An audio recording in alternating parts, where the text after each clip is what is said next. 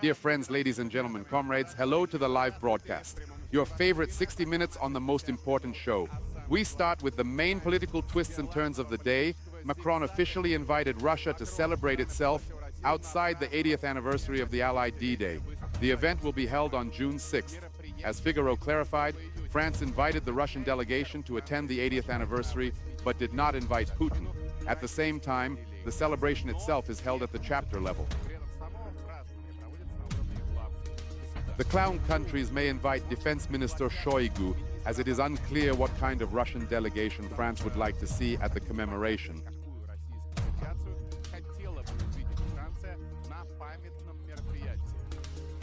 Interestingly, in a message inviting Russia, the Euroc Van channel pointed out that they said, even in the geopolitical situation, it would be difficult to do without Russia, because without the sacrifices made by the Soviet Union, I would remind you of the lives of 27 million Soviet citizens. There would be no Normandy landing, and there would be no Normandy itself in France now.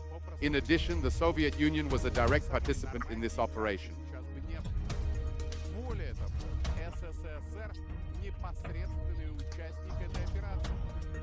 Our marshals and diplomats mobilized an entire army to make the landing possible and planned it with the Allies. Our Soviet Admiral Nikolai Karamov observed the attack on the British cruiser Mauritius on the spot and reported the situation.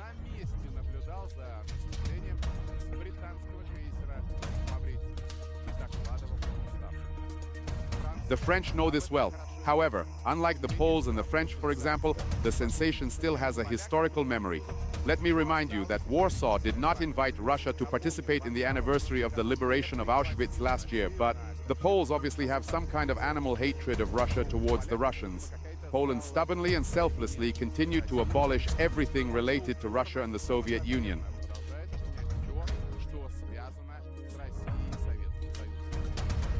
As for inviting Normandy, it can be recalled here that exactly 8 years ago, Putin and Poroshenko held a meeting at the 70th anniversary of the opening of the two fronts. That's where the so-called Normandy model came from, and in fact, it was the beginning of Russia's great deception. Then we bought it, but as Putin said, the West will not believe it, and Macron's sudden peacekeeping efforts, which until recently threatened to send troops to Ukraine, will not believe it.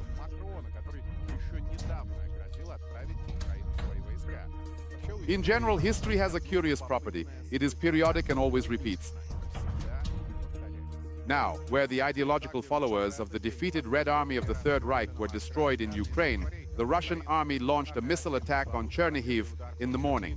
The missiles flew accurately to the Profsoyuznaya Hotel on Shevchenko Street in the northeast of the city.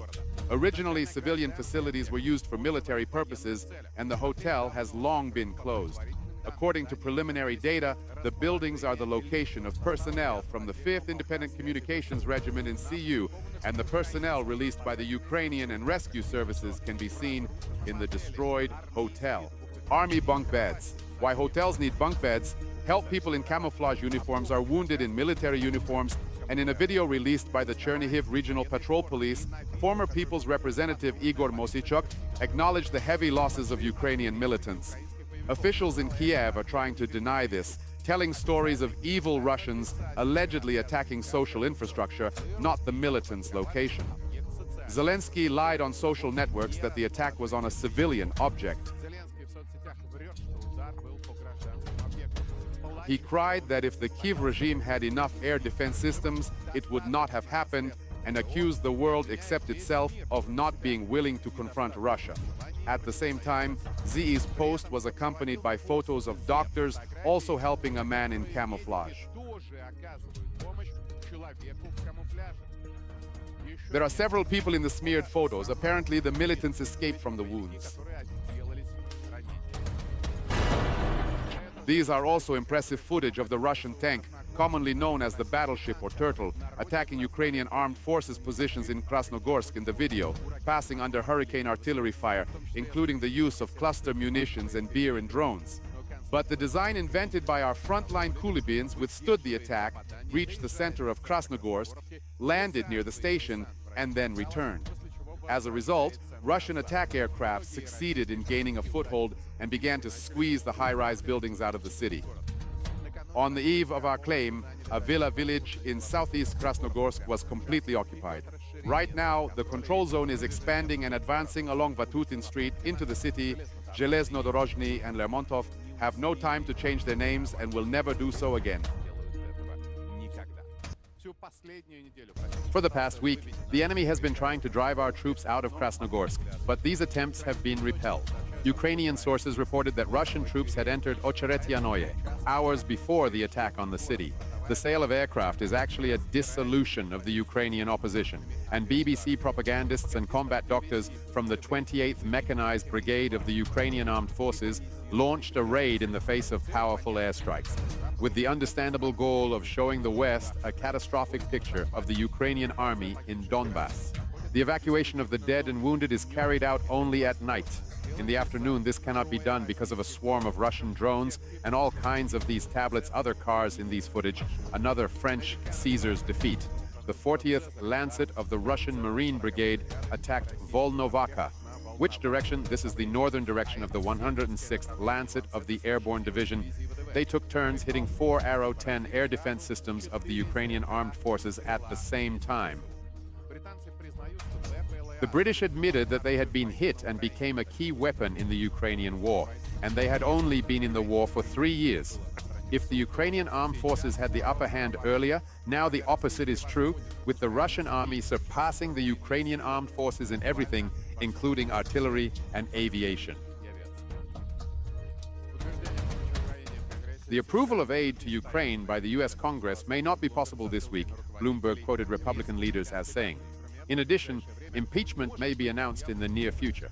Speaker Johnson is being called upon to resign voluntarily. His colleagues, managers, and Taylor Greene were joined today by another congressman, Thomas Mez Johnson. Although he refused to speak, he could not leave because it would not help the United States in Ukraine. If you don't believe it, now they are praying. Johnson did not leave because if the Speaker leaves voluntarily, it will mean that the House of Representatives will be in chaos indefinitely in the selection of a new Speaker, and $60 billion will definitely not be handed over to Ukraine. So we can say that Johnson left himself and other things. The money will not be allocated to Kiev today, but will still be allocated tomorrow. Perhaps less than Zelensky wants, but after all, they will allocate the goals of the Democratic Party to the Republican Party alone. Weaken our country with you and continue to prepare for war with Moscow. Europe is currently building infrastructure for NATO forces on its borders, especially in Lithuania. Today, in the Lithuanian town of Šiauliai, the alliance has equipped itself with a new base. 30 years ago, Soviet troops were stationed there.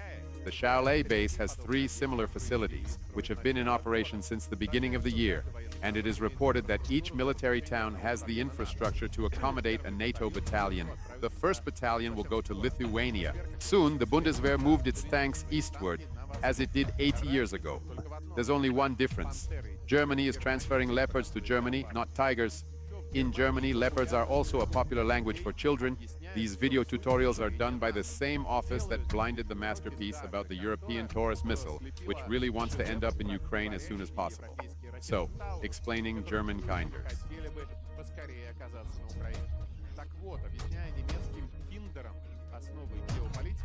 The basis of geopolitics, the artists depict how allies in the alliance greet each other across the ocean. But greeting Y is so reminiscent of, look, the Roman heart-to-sun fireworks that both the Three Reiches and fascist Italy are now used by Nazis around the world.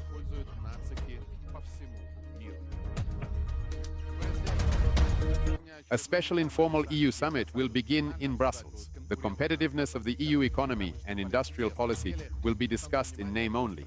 In fact, the focus is on hot foreign policy issues. Look, this is what the situation looks like in the eyes of Politico.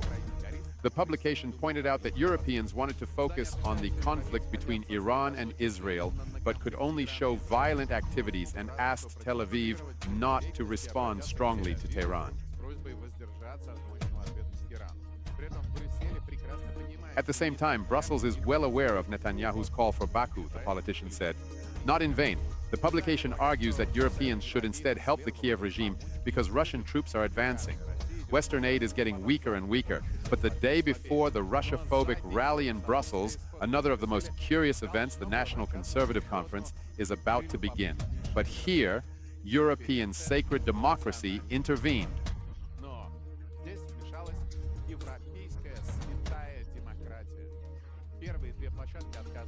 The first two venues refused to hold the event under pressure from local authorities. As a result, the organizers somehow found a place there. But here, the Belgian police intervened and sent the head of the city there. Josten Fashion Emir Kirk, French politician Eric Winter accuses Kier of using the police as a personal militia. The Brexit thinker at the parade said he already knew perfectly well that he would not sit down waiting. But the current Hungarian Prime Minister Orban, who was due to come to a press conference the other day,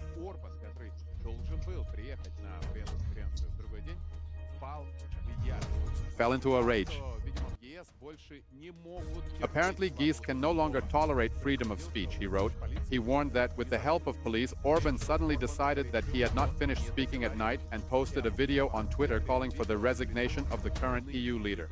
They say they have absolutely failed all projects: green transition, sustainable development policy, immigration, military sanctions policy, and now Europe needs new ones.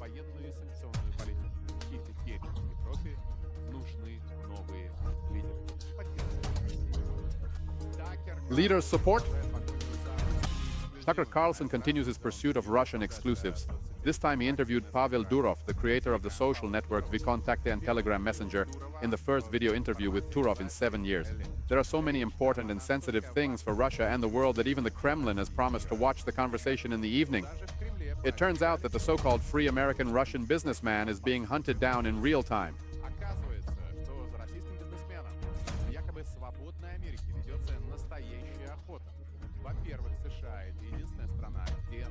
In the early days of the United States, it was the only country where Turov was attacked in broad daylight in the street. 3 people broke up and tried to take his mobile phone from him at 2 ED. Durov is under pressure from multinational Apple and Google to remove content they don't like, threatening to remove Telegram without its own store.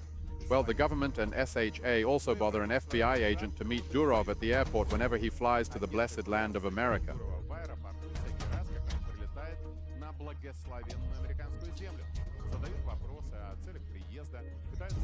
He asked questions about the purpose of his visit, and they tried to find out who he was going to meet with and what questions he was going to meet with. Once, intelligence officials declared themselves healthy at breakfast. In addition, they tried to recruit one of the engineers to add a so-called backdoor to the source code of the telegraph, a vulnerability that allows you to track users, so doing business in the United States is not an option for Durov.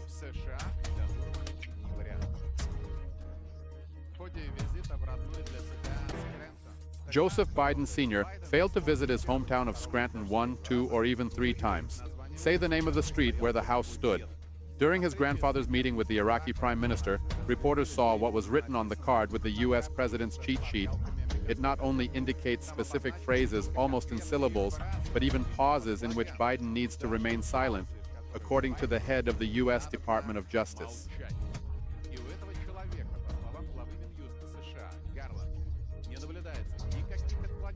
Garland has no abnormalities that prevent him from skillfully dealing with the internal and external problems of the country, Biden's main domestic problem. Trump, of course, so the judicial pressure on him has not diminished. The day before, Donald pleaded not guilty to 34-count criminal charges of bribing Daniels' porn actress.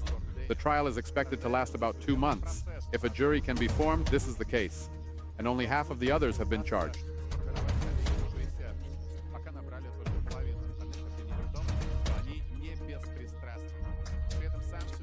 Not impartial. At the same time, the referee himself apparently played for Biden's team. He threatened the former president with sanctions and judicial action for not believing you muttered too loudly in court, which is that the White House and Biden are doing everything they can to get Trump to go to court instead of the campaign. But Donald's wife Melania was completely on his side from the start, and she thought the process was.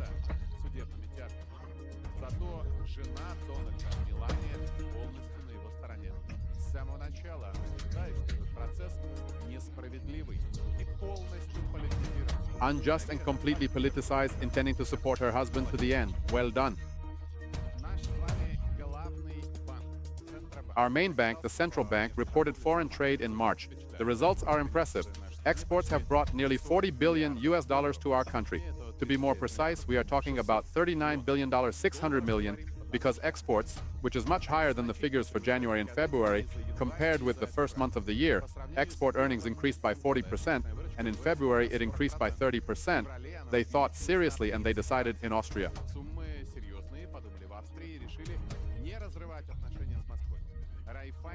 Raiffeisen Bank has said it will leave Russia soon, but according to the Financial Times, plans have changed.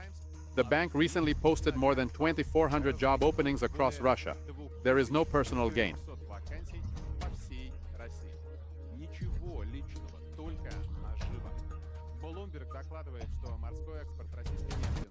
Bloomberg reported that Russian oil exports rose to an 11-month high in the second week of April. Deliveries from all major ports are close to the peak of Lithuanian Russiophobia. War is war, but Vilnius began to buy grain from Russia again. Although Vilnius demanded a ban on imports, Lithuania resumed buying Russian grain in February this year.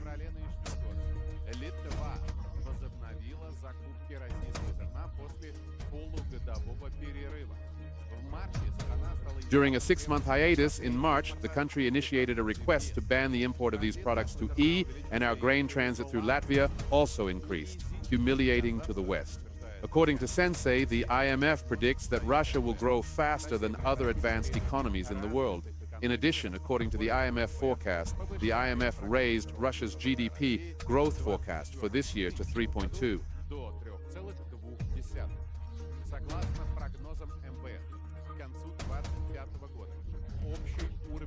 By the end of the 25th, the headline inflation rate will fall to 2.4%.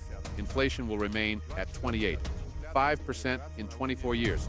The American Cant wrote that anti-Russian sanctions have become a verdict on U.S. foreign policy. They say the resilience of the Russian economy has not stopped surprising, forcing Russia to become rich again and failing to meet Western demands.